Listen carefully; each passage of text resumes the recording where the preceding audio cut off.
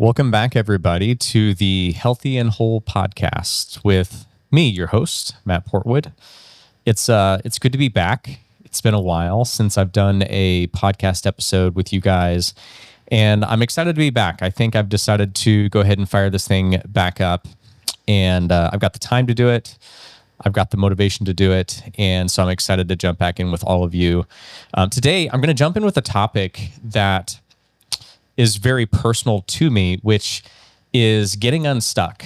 And I specifically want to talk through something that I think a lot of people out there in the audience will relate to, which is I want to talk through the process that I recently used to get myself out of a rut that I found myself in for probably the last 2 years.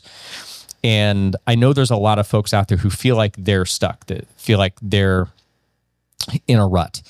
And having pulled myself out of a rut in the last 4 to 6 weeks, man, I feel like a completely different person in the last 4 to 6 weeks. And there's some very specific things that I did, a very kind of a specific process that I followed that helped me to find my way out of the funk that I've been in the last couple of years. And so I thought it'd be very helpful to start this first podcast episode off with telling that story and breaking it down so that any of you out there who are listening who feel like you're in a rut, especially one that is mental and emotional, sort of like a rut of depression or anxiety, that hopefully this will help you guys to give you a framework that you can follow to pull yourself out of this. And so I want to break down this process, and I want to talk about some of the lessons that I've learned through this rut, because I think it's very important to understand that we're all human beings. I certainly am a human being. And part of being human is that life is not just sunshine and rainbows all the time. Like, we're not going to always be riding high. Life is just not like that, right? Hard things happen. Life challenges us. Things can sometimes come out of the blue that can kind of knock the wind out of us. And that's exactly what happened to me. And so I think it's just important to understand and to acknowledge that. But the goal, and one of the lessons that I've learned from this most recent rut that I found myself in and having now come out of it, the thing that I've learned is that if we do the right work on ourselves, that even though life will still challenge us and we can still find ourselves sometimes off balance or find ourselves in a little bit of a depression or a rut, if we do the right things and we continuously keep ourselves on some level of growth, that each time that happens, it gets a little bit less messy and a little bit less dark, and the negative impact is a little bit less each time. And so I want to tell this story. I'm going to be very open and very vulnerable in this episode because I want it to be completely genuine and honest, and especially because I'm a coach and I run a coaching program. And I think a lot of people might be saying, well, but Matt, you're the coach, right? You're the guy who teaches all this mental and emotional, personal growth stuff. So, how is it that you've been in a rut for the last 2 years? And I think I think that makes the story all the more important. So yeah, I have been kind of open lately about the fact that I kind of realized that probably for the better part of the last 2 or more years that I've been in a depression, a low grade depression. Now, I think it's important to point out that it was a low grade depression because I used to years ago be very depressed. Back in I would say the 2013 to 2015 timeframe was when I was probably at my worst. But I believe that probably for the better part of a decade and a half, ending in 2015, but the decade and a half before that I was in a pretty deep depression. And I just didn't really understand what was going on. No doctor had ever diagnosed me with depression at that point in time. But I actually did a lot of personal growth starting in 2015 through like 2022. And I got myself to a place where I was no longer depressed on any level. I was just feeling amazing, no medications. And I went through a period of time that I call the golden years, especially from a 2020 through 2022. I call those the golden years. And then some stuff happened in 2023 that really sort of punched me in the gut. And the next 2 years, up until just about 2 months ago, I was really in a rut. And so essentially what I've learned is that life can still happen and stuff can still push us off, even no matter how good we think we are. Stuff can still happen and we can still find ourselves in a rut if we're not careful. So what happened? Well, back in early 2023, some stuff happened, and just being completely vulnerable. I run a gym here in town, and there was a lawsuit that happened, and everything that happened around that lawsuit was just very traumatizing, just for everybody involved. And that was, I think, sort of just the beginning domino that sort of really punched me in the gut and started to make me question just everything. And it really started to cause me to doubt myself, and it started to push me back into some old patterns where I started falling back into some old behaviors, what I would call comfort behaviors. And next thing I know, I was in a depression. I had all the same goals and aspirations that I had before this thing happened, but all of a sudden I was just stuck. It was like I was spinning my wheels, and I just kept getting more and more frustrated because I knew what I wanted to do, but I felt like I was getting nowhere. And the only thing that was happening is I was starting to get more and more frustrated with myself. And that continued for probably the last 2 years. And all sort of seemed to come to a head about 2 months ago. And nothing special happened 2 months ago, outside of the fact that the lawsuit settled a few months ago. And I was basically just left faced with the reality that I had no more excuses. There was nothing that I could blame my funk on but me. And so I kind of just got fed up one day, a random Saturday, and I sat down with my journal and I decided, okay, I'm going to reflect and I'm going to figure this out because something has got to change. And so that's the start of the process that I'm going to share with you guys today that helped me to really pull myself out of this rut. So I know that was a lot of backstory, but I wanted to give the backstory because I think the backstory is important for anybody else who's in a rut. Because my guess is if you're in a rut, it's probably because some stuff happened to you in life and you're human and it knocked you off balance, right? It knocked you down. And I just want you to know I'm the same. You know, I'm not better than anybody.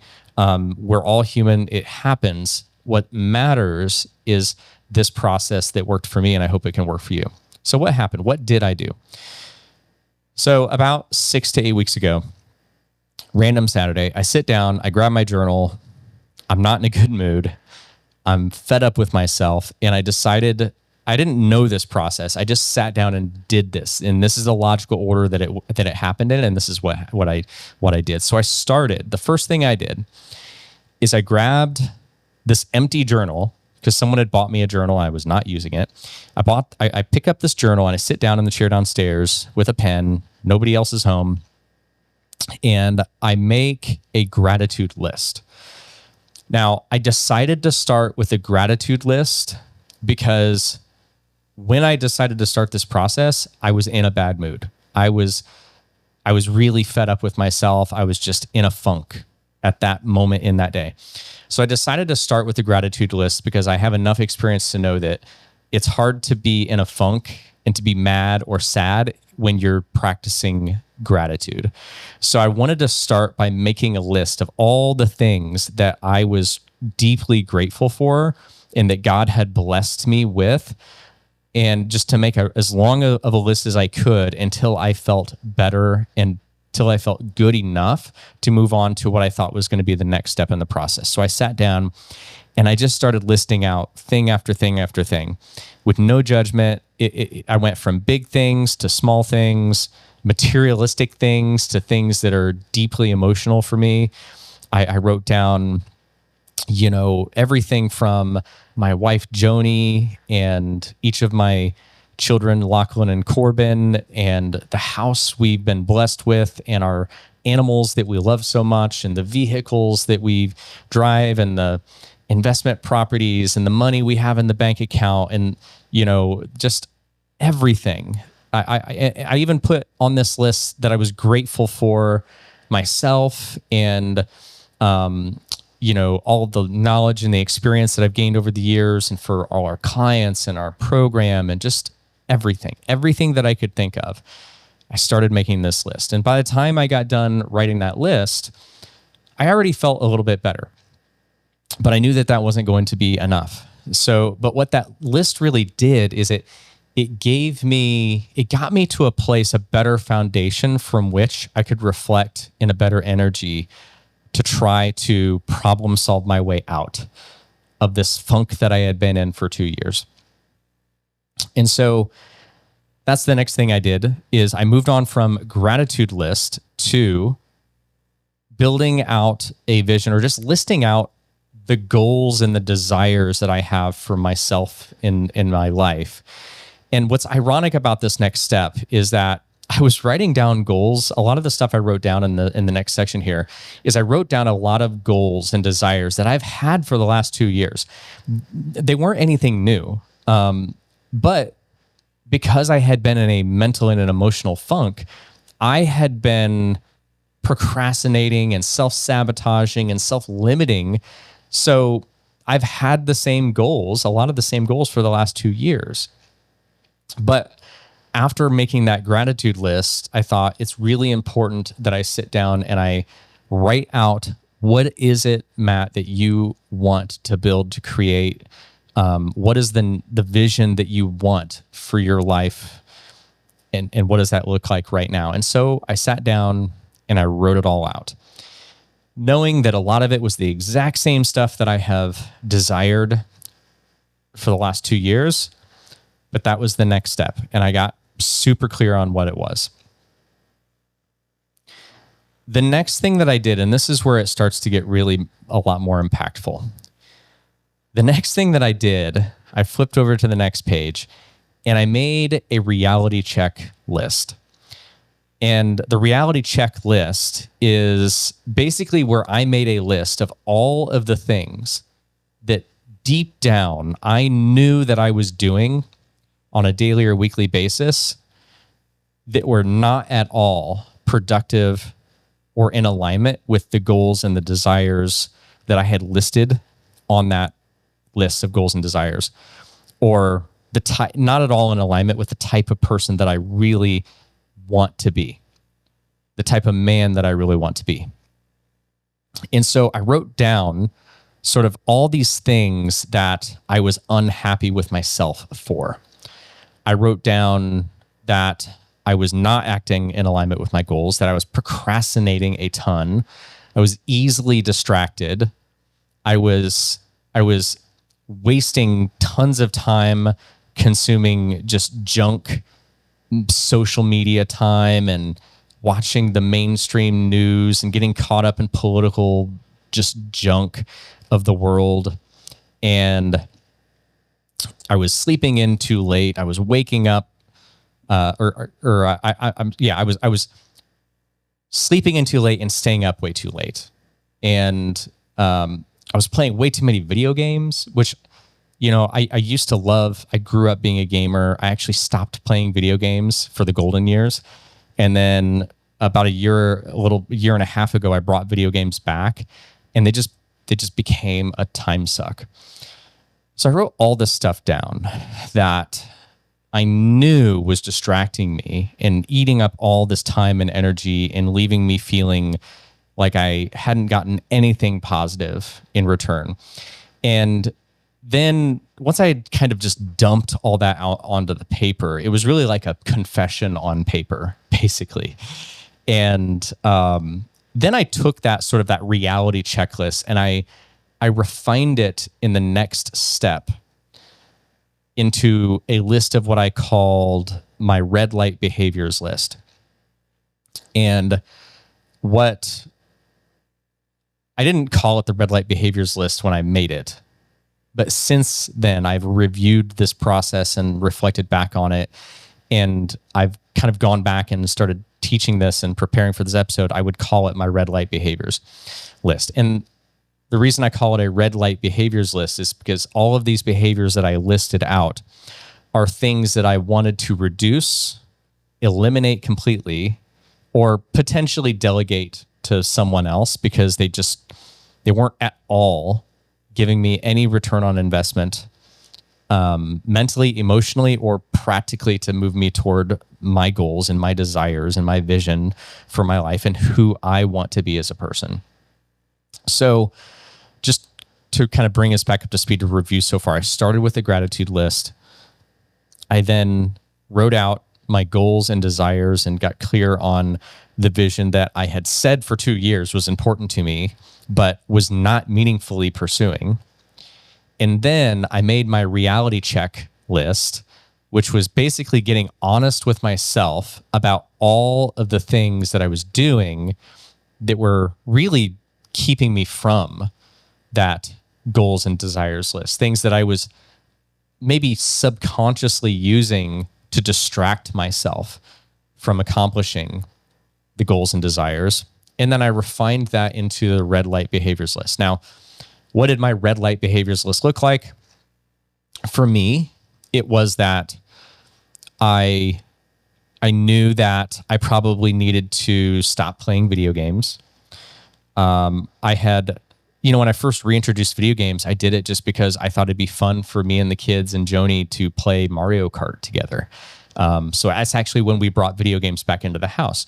It was just, we just bought a Nintendo Switch just so we could play Mario Kart together as a Christmas time, holiday time activity.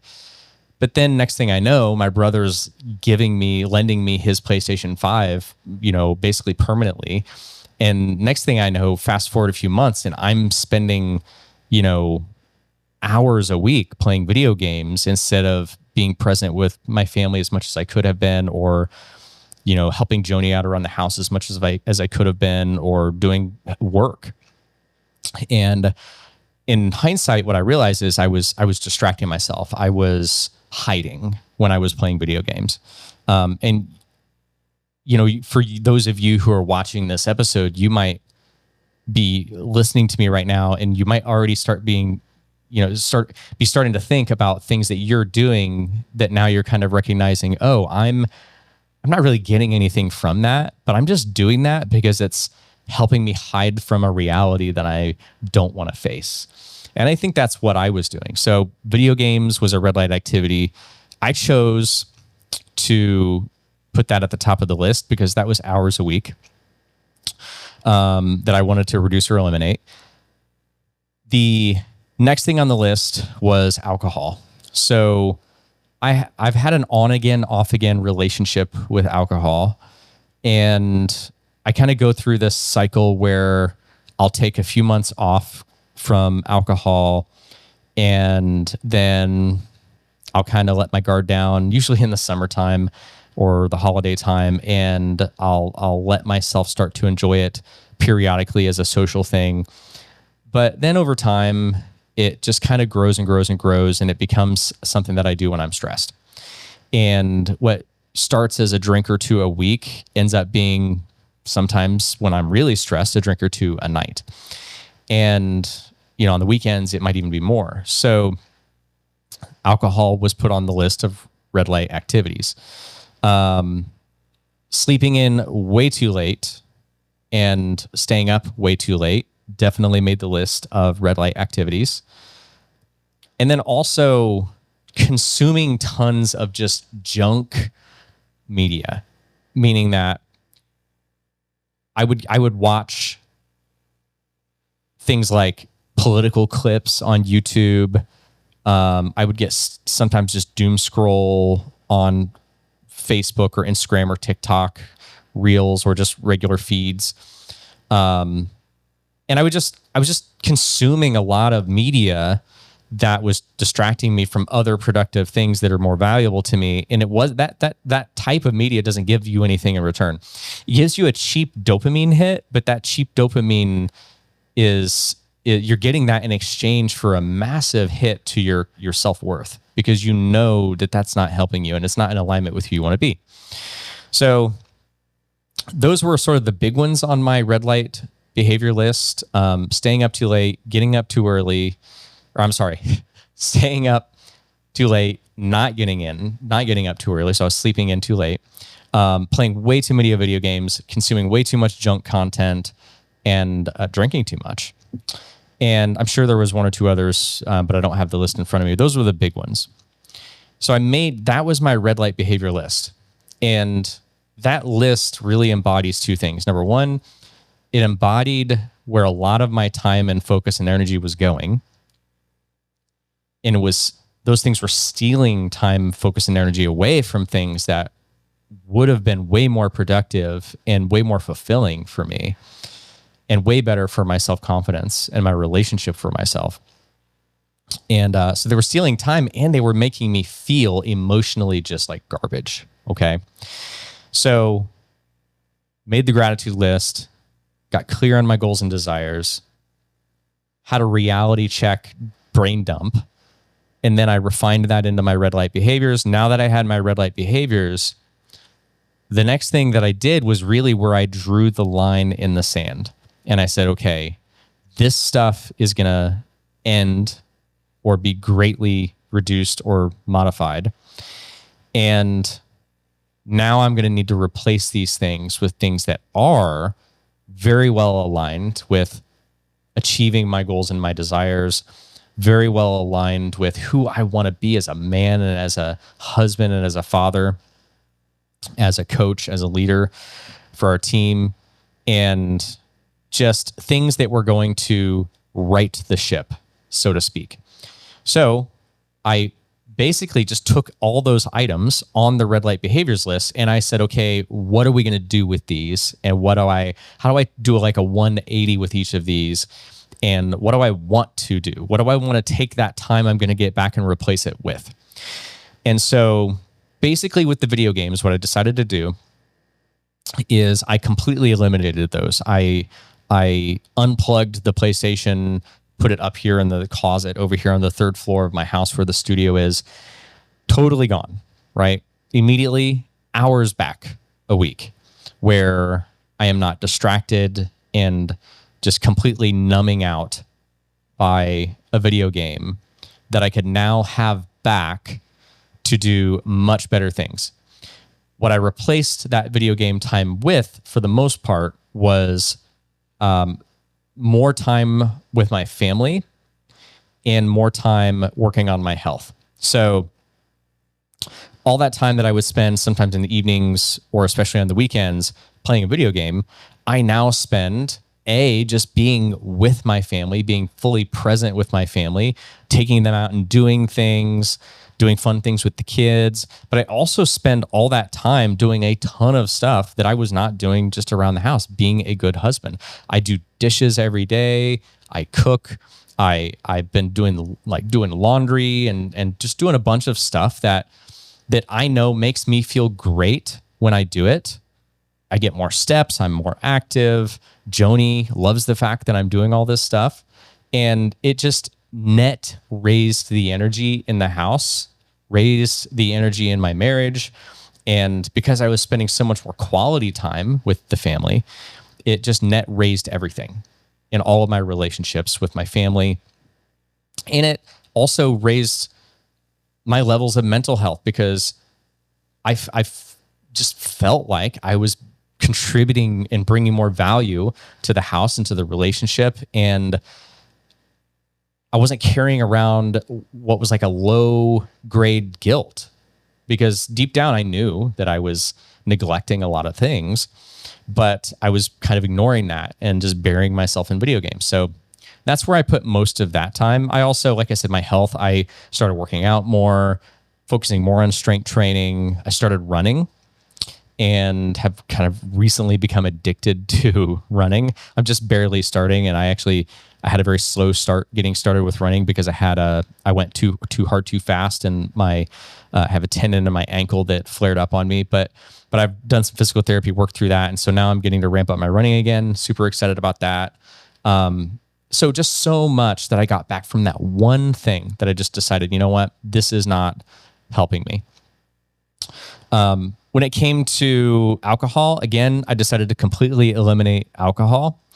I can't say whether I'll ever start drinking again. I don't know. I don't want to commit one way or the other, but I'll just say that I poured some of the alcohol that I had completely out. I had a brand new bottle that was unopened. I gave that to a buddy of mine who said he would take it. So I handed him a giant bottle of alcohol, and he was happy.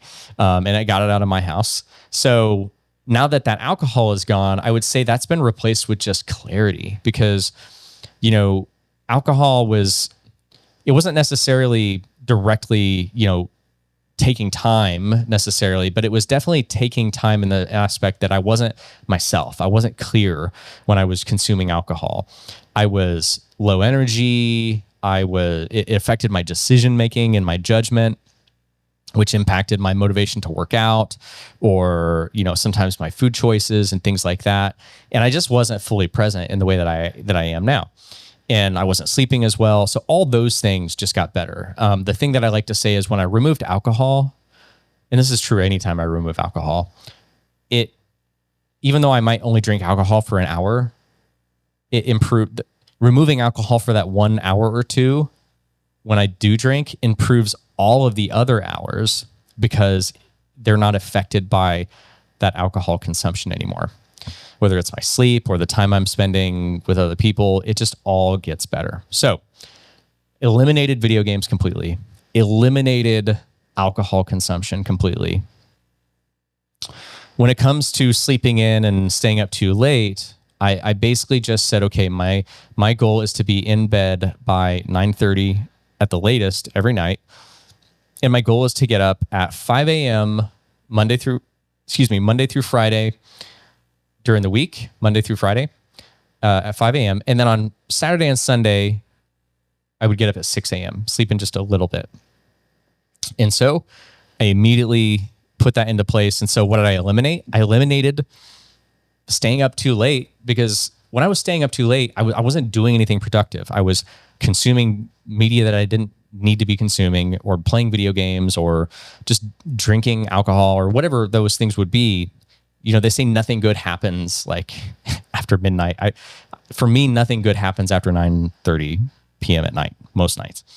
So I just eliminated all that junk. And so I actually found myself getting really bored in the evening times, because I wasn't playing games or drinking or anything like that. So that's where I started to fill that time in the evening times with work around the house and spending time with family. All that stuff started to help me to feel better. So now, I finish up dinner and everything around 8 or 8:30 most nights. And then myself and the rest of the family, we're heading upstairs and we're getting ready for bed. At this stage of our lives as parents with 2 kids, one who is 7, going to be 8 in November, and the other is just under 2.5 years old, we're in a stage of our life right now where we can get the kids down relatively early, which means we can go down relatively early. So we're all in bed by 9 or 9:30, and lights out, going to sleep, getting good sleep, so that we can wake up and be refreshed and get a good start on the day the next day. And then, yes, like I said, starting to get up at 5 a.m. Monday through Friday, 6 a.m. Saturday and Sunday. And I also instituted a new morning routine. There's actually an old morning routine that I used to do back during the golden years. And I'll come back to that here in a minute, because I want to, that's a huge point that I want to come back to. But getting up at 5 a.m. and going to bed on time was a huge, huge plus for me. And then the last one on the list was junk media. So I won't say I eliminated this, but what I did is I vastly reduced it. So now what I've done is I have a very short limit of about 10 minutes a day that I allow myself to consume some kind of what I would call junk media, whether it's scrolling some reels or watching some, political clips or something like that, and kind of trying to stay up to date on what's going on in the world. Even though I can't change anything, it's still nice to kind of know what's going on. So I give myself 10 minutes a day. I was consuming hours a day or hours a week. Now it's 10 minutes. Now I still consume a lot of content. I consume content while I'm getting ready in the morning. I consume content while I'm cooking, while I'm running, while I'm walking, while I'm driving. I consume content virtually anytime I'm doing something that doesn't require me being engaged like I am right now. But what I've replaced all that junk content with is I've gone back to doing what I used to do when I was at my best during the golden years, which is I only consume positive growth, personal development, and improvement centered content vast for the entire day when I'm doing other mindless things. This includes podcasts like this one from other people and influencers that I'm inspired by. It includes a lot of audiobooks. Just in the last 6 to 8 weeks since I've started everything that I'm talking about, I'm going on probably over 8 books that I've finished on Audible. And so books, podcasts, YouTube videos that are specifically around personal growth in areas. Like I've been watching a lot of videos around running because I just became a runner and I'm super interested in doing it right. And I had the tendon flare up on my ankle. So I'm really interested in learning about running and how to do it properly, how to build up safely and good running form and all that stuff. Because I would like to get to the point where I can run a half marathon, maybe a full marathon. Who knows? Maybe I'll get crazy and do some ultra marathons one of these days. But it's a new thing and I want to do it right. So I'm consuming a lot of content around that right now. So that is the overall process that I really followed to get myself to a good foundation to where I could start to build back. And it all that happened literally within an hour or two of going through this diagnostic process where I sat down in a bad mood. I did a gratitude list to fix my mood. I refocused on what are the goals and desires that I really want to pursue that are meaningful to me and that are in alignment with my values and who I want to be as a man and as a person. I wrote down a little reality check brain dump of things that I knew needed to change. I refined it into a red light behaviors list, things I wanted to reduce, eliminate, or delegate. And then I took all those items and I wrote down what I was intentionally going to replace those things with that would make sure that I was taking all that time, focus, and energy back and putting it to good use, that I wasn't going to turn right around and fill it with other junk, right? And so that's the main process that I followed. And I think that virtually anybody who was to sit down and to follow this process, if you're really honest with yourself, and if you really genuinely want to change and you want to turn things around, and that if you really followed that process and then you took action and you did it like I did, I don't know how you could not start to feel better. But I also want to share another couple of things here that I think really really sweetened the pot and really took what could have just been a good recovery and really ramped it up and really helped me to pull like a total 180 in the last 6 to 8 weeks. And so to do that, I want to talk a little bit more about the morning routine that I went back to and how I got myself back to that routine. So like I said, I went through the golden years back in 2020 through 2022 were like what I would consider my golden years. And it kind of started to ramp up in 2018 after my daughter was born, because I think just becoming a parent motivated me and made me want to do better and made me really want to grow and to strive. But I would say it didn't really take off until 2020 when this morning routine probably took root. So in somewhere in that time frame, I can't remember the exact dates, I read a book called The Miracle Morning. And all this is coming back because as I was doing this process, I sat down and I asked myself the question. I said, Matt, what were you doing differently back then when life was so amazing and when you felt so amazing, when you were fearless, when you weren't self-sabotaging and self-doubting, when you had all these goals and aspirations and you were just running after them and you were executing and you were just doing amazing and feeling amazing and your life was expanding. I asked myself, Matt, what were you doing differently back then that you are not or have not been doing now? And in that reflection, I remembered that I had read this book called The Miracle Morning by Hal Elrod. And that was like the first real personal growth and development book that I read back in that time frame.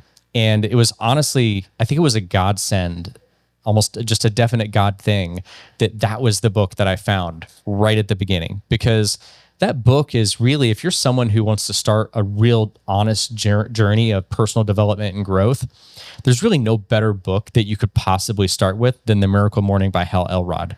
Because personal growth is really a process. And The Miracle Morning teaches you a morning routine. It doesn't have to be a morning routine. It could be an evening or an afternoon routine, but it teaches you a routine that is centered around personal growth and development and personal optimization.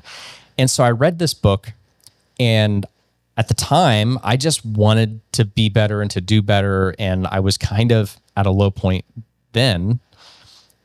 And so I read this book and I said, I thought it was kind of a little bit woo-woo, so to speak. And I wasn't necessarily totally bought into it, but I was like, I'm going to trust this process and I'm going to do it. And so I did. I started waking up back in 2020 timeframe, somewhere in there, every single day. And I started doing The Miracle Morning. And I'll do another podcast episode that goes into this in depth, so I won't spend a ton of time on it right now. But this Miracle Morning routine included some things like meditation and some other things that just really, I had never done them before.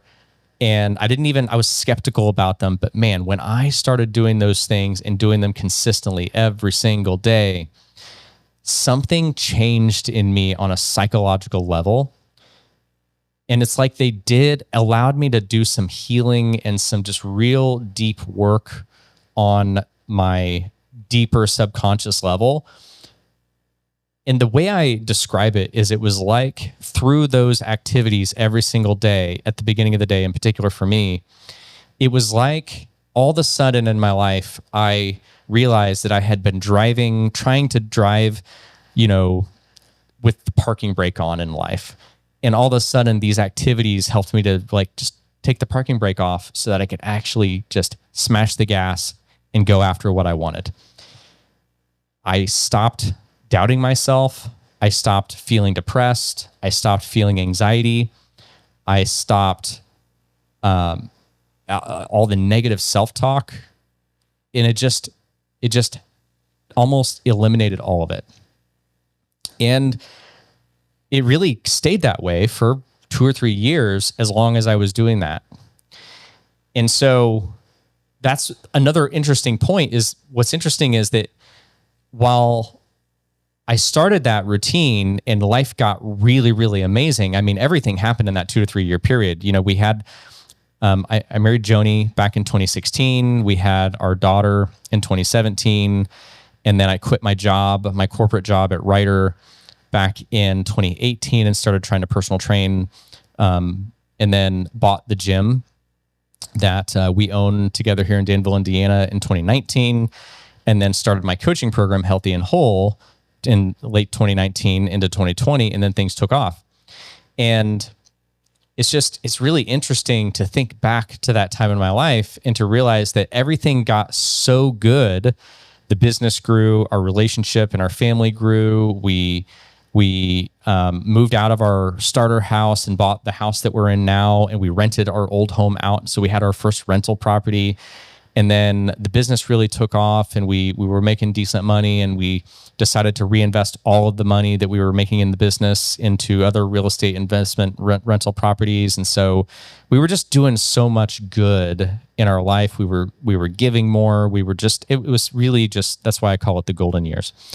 But what's interesting, and this kind of goes to the lessons. There are two big lessons that I learned out of this last rut. And the first lesson that I learned is that when things are going really, really good is not when you stop doing the things that made you so good in the first place. Because when life got so good, for some reason, I kind of got it in my head that I didn't need to do that morning routine anymore. I didn't need to do those things that got me feeling so good in the first place. And in all honesty, probably at the time, I didn't necessarily consciously realize that that was the stuff that got me there, right? But, life was so good, I just stopped doing those things. I stopped getting up. I still got up early, but I stopped doing the same morning routine. And the stuff that really turned my mental health around, I stopped doing it. And in hindsight, the way I would give this as an analogy is like, imagine there's like a cruise ship out in the middle of the ocean, and it's like steaming toward this amazing destination, Cancun or something like that. And this massive cruise ship has all this weight and this momentum and this energy moving in this direction. And I kind of imagine in this analogy that cruise ship is me. It's my beliefs and my energy and my momentum in life and everything that I'm doing, and subconsciously and consciously. And then imagine in this analogy that you just turn the engines off. You turn the engines off on the cruise ship, and you have all this momentum moving in a direction, so you continue to coast. And I did.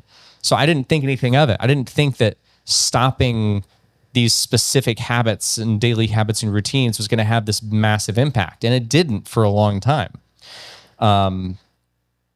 But it's like all of a sudden one day I woke up in 2023, and I was like, I wasn't myself anymore.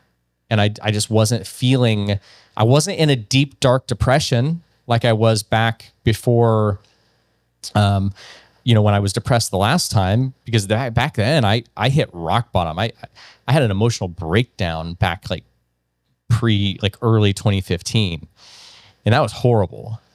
So, the silver lining is that this funk wasn't nearly as bad because of all the growth I had done.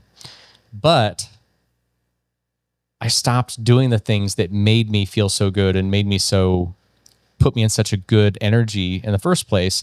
And it was like I turned my engines off, and I just coasted to a stop. And it felt like I was out there in the middle of the ocean, in the middle of a hurricane, and I didn't know why I was stuck there. And then I did this process, and I kind of realized, well, duh, Matt, you were doing these things, these very specific things that were getting you to feel so amazing, and you stopped doing them because you thought life was good. Well, the lesson is that you don't stop what's working when life's good. You lean into it. You double down on it. And so I'm a huge believer, just from a mental health standpoint, that we all make mistakes. We all mess things up, and you have two choices. You can beat yourself up for the mistakes that you made, and I've made a lot of them, or you can choose to learn from those mistakes. And if you take the time to stop and to extract value and learning and lessons from those mistakes, then now those mistakes are no longer bad. Those mistakes are now valuable. And I call that paying tuition in the school of life. And so that's what I did in this case. I said, you know what? The last 2 years of depression, low-grade depression for me, where I was spinning my wheels, that can be wasted time, or I can turn that time into a very valuable lesson or two, and that will change how I live my life from this day forward. And that will make sure that, not that I'll never make a mistake or I'll never get into a rut again, but it'll be different from here on out.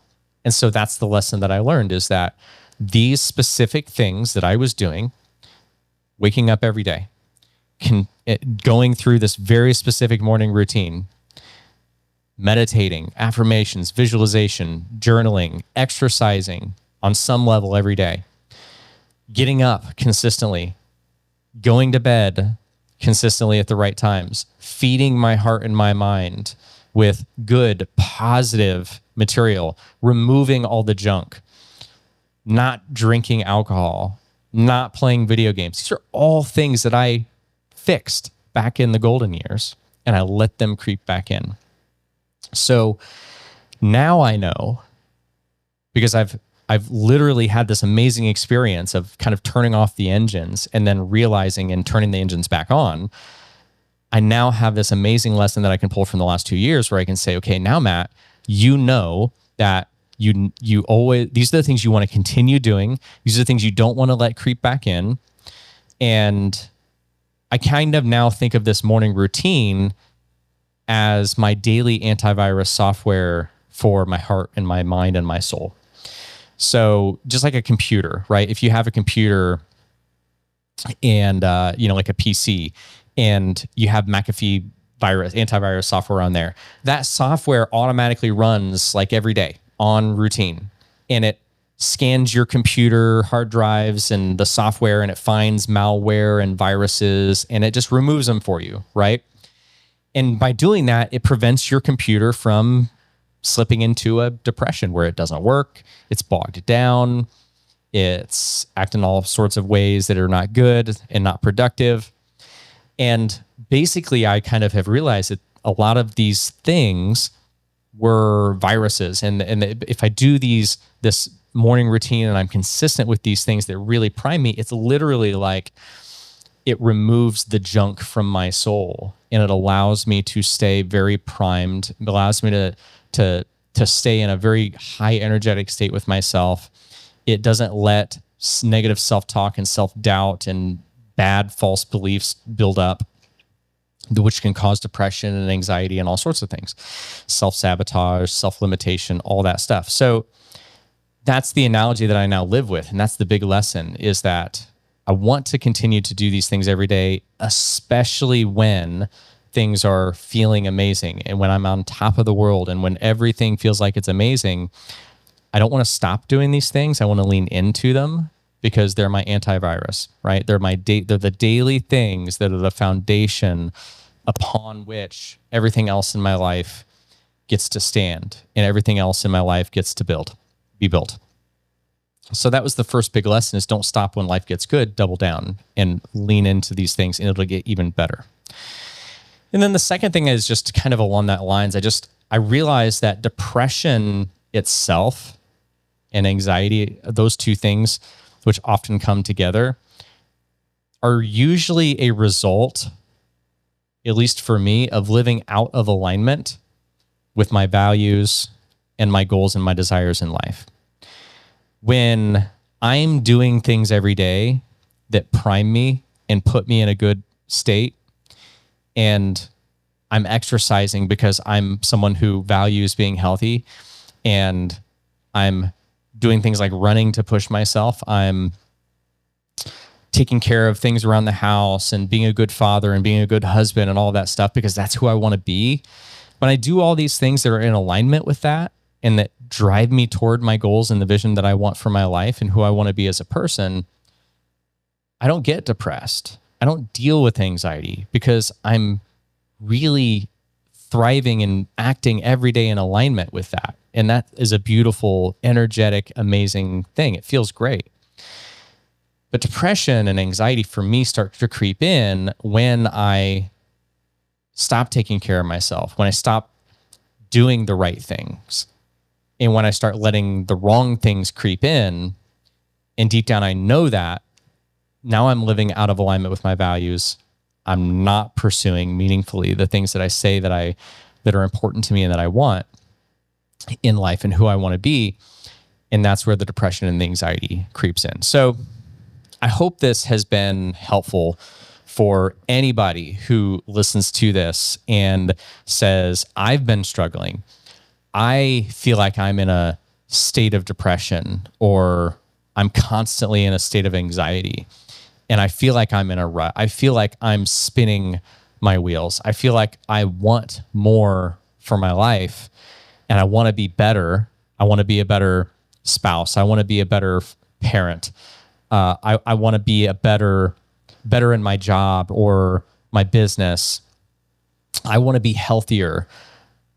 All those things, I want to live in alignment with my values, and I want to be the type of person that I see myself as, but you're not living that way. I hope this process can give you a framework, literal step-by-step process that you could take even just an hour to get it started. Sit down with a piece of paper or with your journal and make your gratitude list. Start with gratitude and give yourself credit and thank God for all of the things that he has blessed you with. And then write out your goals and your desires and your values. Write out who you want to be. Write out what you want to achieve and to build in your life and the kind of life that you want to build and the things that you desire without judgment. And then do a reality check, brain dump. And just be brutally honest with yourself and write out all the things that you know are out of alignment with that. All the behaviors, all the stuff that's going on. And then refine that into your red light behaviors list. And be brutally honest and be very clear. And then write a list, what I would call a realigned action list of things that you're going to replace all those red light behaviors with, that are going to be fully in alignment with who you want to be, how you want to live, and the life that you desire to build. And then just focus every day on living in alignment with that. And if you need help through that process, this is a lot of what we do every day with our clients at Healthy and Whole. We help them through the coaching process to see and to build that vision of what they want to do for their physical health, but also their mental and their emotional health. And it's very much following this process, right? So if you need help with that and doing it yourself feels a little bit too daunting, that's okay. You can reach out to us. If you're on YouTube especially, there should be links in the description. So if you're interested in getting coaching from myself and the team, you can hit that link in the description and you'll be able to go to a page where there's a video and an application video that kind of talks through our philosophy and our approach on both mental health and mindset, as well as sustainable health and lifestyle change, sustainable weight loss, all that good stuff. So you can hit that link and you can watch that video and fill out an application, and then we'll reach out to you and we'll explore if it's a good fit to work together. But otherwise, I hope you can take this process, and I hope you can just take an hour and sit down and do some good reflection and walk away with something actionable. And if you got value out of this, whatever platform you're on, be sure to hit a like button, a subscribe button, and stick around, and I hope to be producing more episodes, and I want to keep this going now that I'm back to being myself, now that I'm back to feeling like my old self again. I'm gonna look to continue doing episodes like this, and feel free to comment too. It's really good for me to get comments from people on these platforms because it just feels good. I know people are listening.